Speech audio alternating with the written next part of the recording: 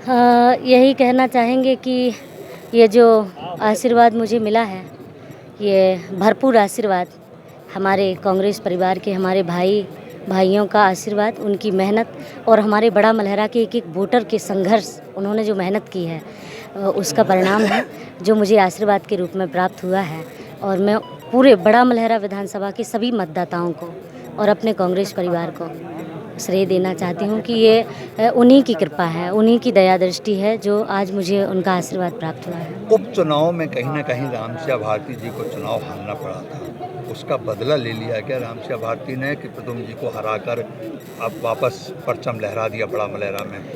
देखिए, इसमें दो चीज़ें हैं ये जो आपने पूछा है। बड़ा मलहरा में एक तो बाई इलेक्शन जब मैं हारी तो उस समय बहुत खेद हुआ हमारे माता पिता को, हमारे कांग्रेस परिवार को, सबको, सभी मतदाताओं को। पर कैसे उनके हाथ से बड़ा मलहरा सीट छुड़ा ली गई थी, इसका उनको बहुत दुख था।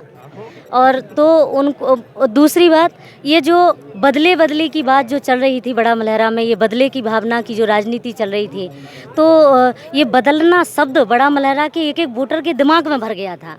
बदलना कि ये बदले की भावना इतनी तेज हो गई थी कि कोई मुंह से एक शब्द नहीं बोल पाता था, कोई एक शब्द नहीं कह पाता था।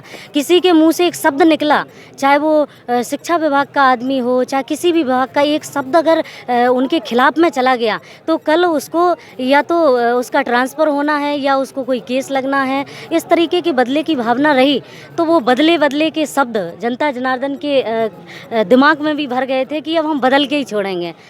तो उन्होंने पूरे तरीके से बदल के छोड़ा, बदला है। लाडली बहना और 6 विधानसभाओं में 5 में तो चल रही है, लेकिन इस जगह पे क्या बड़ा मलहरा में लाडली बहना नहीं चली?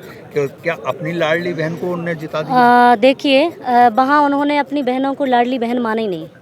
बड़ा मलहरा में जो 5 साल वहाँ से एमएलए रहे हैं, उन्होंने हमारे बड़ा मलहरा की माता बहनों को कभी अपनी बहन माना ही नहीं।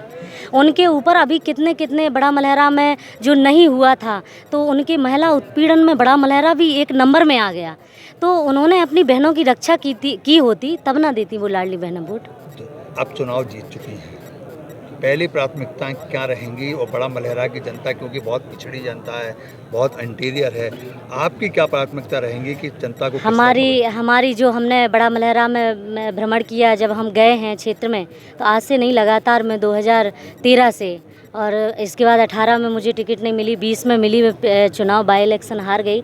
उसके बाद से लगातार मैं जनता जनार्दन के बीच में जाती रही हूँ। मैंने देखा कहीं पुलियाँ हैं टूटी हुई हैं, रास्ते नहीं हैं, सड़कें नहीं हैं, और स्कूल हैं तो उसमें टीचर नहीं हैं, कहीं स्कूल है ही नहीं है। तो इस तरीके की असुविधाएं हैं। तो शिक्षा और स्वास्थ्य और पानी हम बड़ा मलहरा में लाने के लिए पूरे दृढ़ संकल्पित हैं कि हम लाएंगे। और उनको बड़ा मलहरा विधानसभा के हम सभी अपने मतदाताओं को आश्वस्त करते हैं कि आप लोग चिंता ना कीजिए, मैं आप लोगों के साथ हूँ। और ये लड़ाई लड़के जैसे भी मुझसे बनेगा, मैं लड़ाई लड़के आप लोगों के बीच में।